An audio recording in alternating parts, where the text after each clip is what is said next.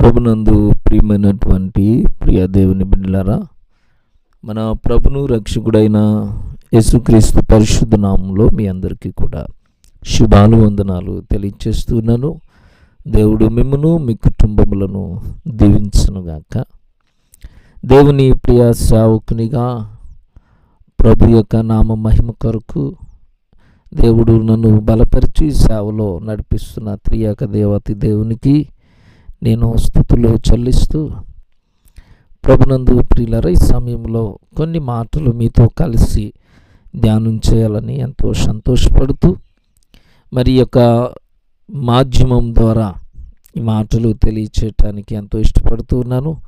ఈ మాటలన్నీ కూడా మరి దేవుని యొక్క నామానికి మహిమకరంగాను మన ఆత్మీయ జీవితానికి ఆశీర్వాదకరంగా ఉండాలని కోరుకుంటూ ప్రార్థిస్తూ ఉన్నాను.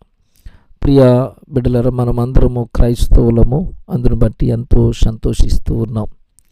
అపోస్తులైన పేతురు భక్తుడు క్రైస్తవుడుగా అయినందుకు సంతోషపడాలని, ఆ విషయంలో మనం ఏమాత్రము సిగ్గుపడకూడదు అని భక్తుడు మనకు జ్ఞాపకం చేస్తూ, క్రైస్తవుడు కలిగి ఉండవలసిన కొన్ని ప్రాముఖ్యమైన లక్షణాలను మనము ఈ ఉదయకాల సమయంలో జ్ఞాపకం చేసుకుందాం. క్రైస్తవుడిగా మనము చేయవలసిన పని ఏమిటంటే, మొదటిగా దేవుని వాక్యములో ఎదగాలి. వాక్యములో మనము ఎదగాలి. భక్తుడైన పేతురు తన మొదటి పత్రిక 2వ అధ్యాయం 3వ వచనంలో చెప్పిన మాట, క్రొత్తగా జన్మించిన శిశువులను పోలిన వారై నిర్మలమైన వాక్యమును పాల వలన, అంటే నిర్మలమైన ఆత్మ సంబంధమైన పాల వలన రక్షణ విషయంలో ఎదుగు నిమిత్తము ఆ పాలను అపేక్షించండి అంటాడు. బాప్తిసం తీసుకున్న మనము దేవుని వాక్యంలో ఎదుగుతూ ఉన్నాం. మరి పౌలు భక్తుడు కొరింథీ సంఘానికి రాస్తూ, మీరు ఇంకా పసిపిల్లలే అంటాడు, ఇంకా మీరు పాలు తాగేవారే. మరి వయస్సులో ఎలా ఎదుగుతామో క్రైస్తవులుగా వాక్యంలో కూడా అలా ఎదుగుతూ ఉండాలి. అది క్రైస్తవుని యొక్క ప్రాథమికమైన విషయం. చిన్నప్పుడు పాలు తాగారు, పెద్దయ్యాక భోజనం తింటారు. మీరు బలమైన ఆహారం కలిగిన వారై ఉండాలి, కానీ ఇంకా మీరు పాలు తాగే వయస్సులోనే ఉన్నారు అంటే సరైన రీతిగా ఎదగకపోవటం అది ఎంతో ఆత్మీయతకు నష్టాన్ని చేకూరుస్తుంది. కనుక క్రైస్తవుడైన ప్రతి వారు కూడా దేవుని వాక్యంలో ఎదగాలి. అంటే దాన్ని ధ్యానం చేస్తూ, దాన్ని మన జీవితానికి జీర్ణం చేసుకుంటూ, దైవికమైన బోధలో ఎదుగుతూ ఉన్నప్పుడు మనం శారీరకంగా వయస్సు ఎలా పెరుగుతుందో ఆధ్యాత్మికమైన విషయాల్లో కూడా మనము ఎదుగుతూ ఉంటాం. కనుక వాక్యములో మనము ఎదగాలి అని. రెండవది, ప్రార్థనా జీవితం కలిగి ఉండాలట. ఇప్పుడు ప్రార్థన చేసే బిడ్డలంగా ఉండాలి.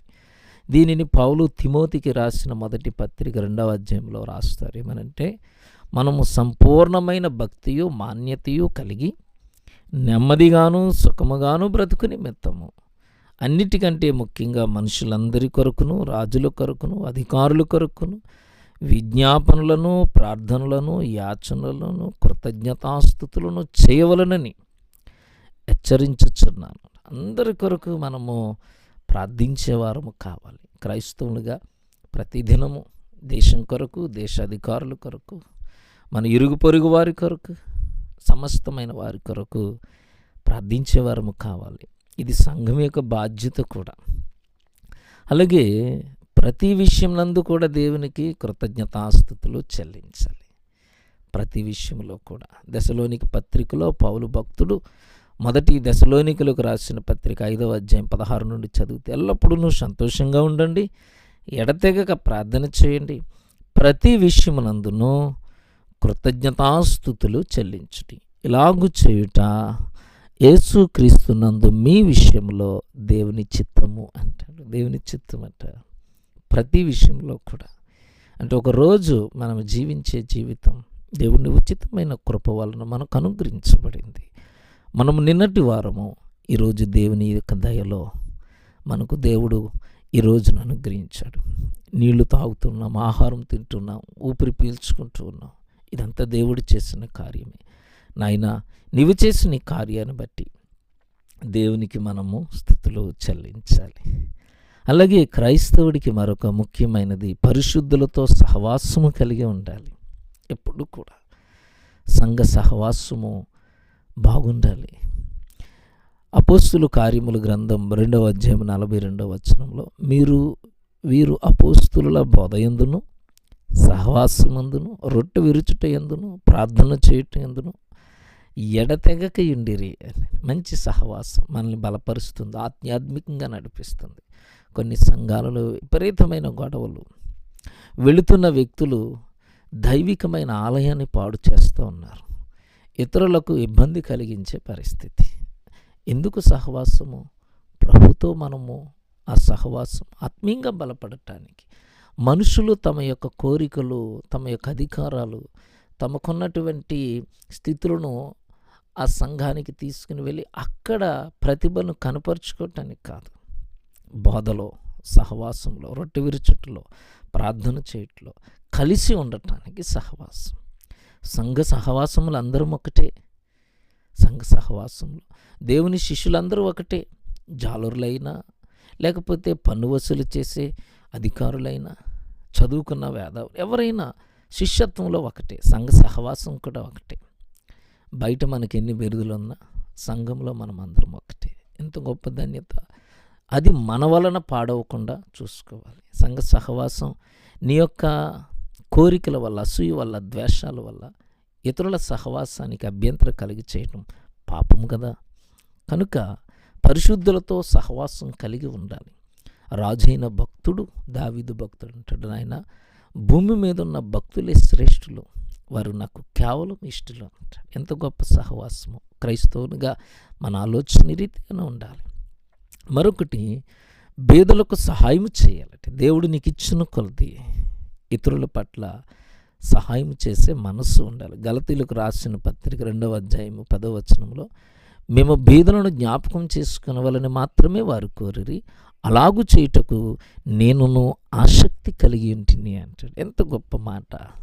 ఆసక్తి కలిగిన ఒక జీవితం ఏంటంటే బీదలకు సహాయం చేయటం. క్రైస్తవునికి ఉండే మరొక లక్షణం దీనత్వము కలిగి ఉండాలి. మనము హెచ్చించుకోకూడదు, తను తాను తగ్గించుకునేవాడు హెచ్చింపబడును. యాకోబు పత్రికలో మరి భక్తుడైనటువంటి ఆ యాకోబు గారి ద్వారా తెలియచేయబడిన మాట, దేవుడట అహంకారులను ఎదిరించి దీనులకు కృప అనుగ్రహించినని. అహంకార దృష్టి, అహంకారమైన మనస్సు పాపానికి ప్రారంభమేమో. కనుక ప్రభునందు ప్రియులారా, అహంకారానికి క్రైస్తవ విశ్వాస జీవితంలో చోటు లేదు. దీనులై ఉండాలని ప్రభు వాక్యం మనకు జ్ఞాపకం చేస్తుంది. పేతురు భక్తుడు ఏం చెప్తారు అంటే, తన మొదటి పత్రిక 5వ అధ్యాయంలో, దేవుడు తగిన సమయమందు మిమ్మల్ని హెచ్చించినట్లు ఆయన బలిష్టమైన చేతుల క్రింద దీన మనస్కులై ఉండాలి అని. దీనత్వము దేవుడు అంగీకరించే ఒక గొప్ప మనస్సు. అలాగే క్రీస్తు అడుగుజాడల్లో మనం నడవాలి. ఇది ప్రాథమికమైనటువంటి ముఖ్యమైనటువంటి ఆలోచన. పేతురు రాసిన మొదటి పత్రిక 2వ అధ్యాయం 21వ వచనంలో రాయబడిన మాట, ఇందుకు మీరు పిలువబడుతురు, క్రీస్తు కూడా మీ కొరకు బాధపడి మీరు తన అడుగు జాడలు యందు నడుచుకున్నట్లు మీకు మాదిరి ఉంచిపోయాను. దేవుని అడుగు జాడలు, దేవుడు వేసిన బాట, శ్రమపడైనా మనం ఇతరుల రక్షణ కొరకు జీవించవలసిన అవసరత ఉంది. దేవుడు తనకిచ్చిన కృపావరములను దేవుని మహిమ కొరకు మనము వాడాలి. రోమపత్రికలో 12వ అధ్యాయం 3వ వచనంలో, తను తాను ఎంచుకొనదగిన దానికంటే ఎక్కువగా ఎంచుకొనక దేవుడు ఒక్కొక్కనికి విభజించి ఇచ్చిన విశ్వాస పరిమాణము ప్రకారము తాను స్వస్థ బుద్ధి గలవాడొకటికే తగిన రీతిగా తను ఎంచుకొనవలనని నాకు అనుగ్రహింపడిన కృపను బట్టి మీలో ఉన్న ప్రతివానితోనూ చెప్పుచున్నాను. ఒక్క శరీరంలో మనకు అనేక అవయములుండినను ఈ అవయములన్నిటికీ ఒకటే పని ఎలాగ ఉండదో, అలాగే అనేకులమైన మనము క్రీస్తులో ఒక శరీరముగా ఉండి ఒకరికొకరము ప్రత్యేకంగా అవయములమై ఉన్నాము. మనకు అనుగ్రహింపబడిన కృప చొప్పున వేవేరు కృపావరములు కలిగి ఉన్నాము గనుక ప్రవచన వరమైతే విశ్వాస పరిమాణము చొప్పున ప్రవచించుతాము, పరిచర్య అయితే పరిచర్యలోను, బోధించువాడైతే బోధించుటలోను, హెచ్చరించువాడైతే హెచ్చరించుటలోను పని కలిగింది, పంచిపెట్టువాడు శ్రద్ధ మనసుతోను, పై విచారణ చేయవాడు జాగ్రత్తతోనూ, కరుణించేవాడు సంతోషముతోనూ పని చేయాలి. ప్రభునందు ప్రియులరా, దేవుని మహిమ కొరకు మనము సంఘ పరిచర్యలో పాలిభాగస్తులము కావాలి.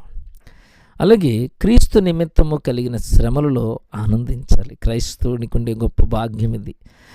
ప్రభువారు కొండ మీద ప్రసంగంలో చెప్పిన మాట, నా నిమిత్తము జనులు మిమ్మల్ని నిందించి హింసించి మీ మీద అబద్ధముగా చెడ్డ మాటలు ఎల్లప్పుడూ పలుకున్నప్పుడు మీరు ధన్యులు. ఎంత గొప్ప మాట! శ్రమ నిమిత్తము సంతోషించటానికి. ఎందుకంటే పరలోక రాజ్యము మనము అనుభవించే గొప్ప కృప. మరింత అత్యధికంగా ఆనందించగలిగినటువంటి స్థితి శ్రమల్లో మనము క్రీస్తు నిమిత్తము శ్రమ అనుభవించినప్పుడే. క్రైస్తవునికి ఉండే మరొక గొప్ప బాధ్యత లక్షణం ఏమిటంటే నశించు ఆత్మల పట్ల భారము కలిగి ఉండాలి. మీరు సర్వలోకమునకు వెళ్ళి సర్వసృష్టికి సువార్తను ప్రకటించాలి. సర్వలోకమునకు వెళ్ళి సువార్తను ప్రకటించే బాధ్యత ప్రతి ఒక్కరి మీద ఉంది. నశించు ఆత్మలను చూచినప్పుడు వారు రక్షించబడాలనేటువంటి తాపత్రయం, ఆసక్తి ప్రతి విశ్వాసికి ఉండడం ఎంతో గొప్ప ధన్యత.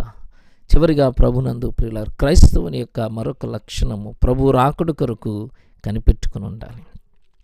దేవుడు మృతుల్లో నుండి లేపిన యేసును, అనగా రాబో ఉగ్రత నుండి మనల్ని తప్పించుచున్న ఆయన కుమారుడిని యేసు పరలోకము నుండి వచ్చునని ఎదురుచూచుటకు మీరెలాగూ దేవుని వైపు తిరుగుతారో ఆ సంగతి వారు తెలియచేస్తున్నారు. ప్రభు యొక్క రాకడ కొరకు కనిపెడుతూ ఉన్నారు.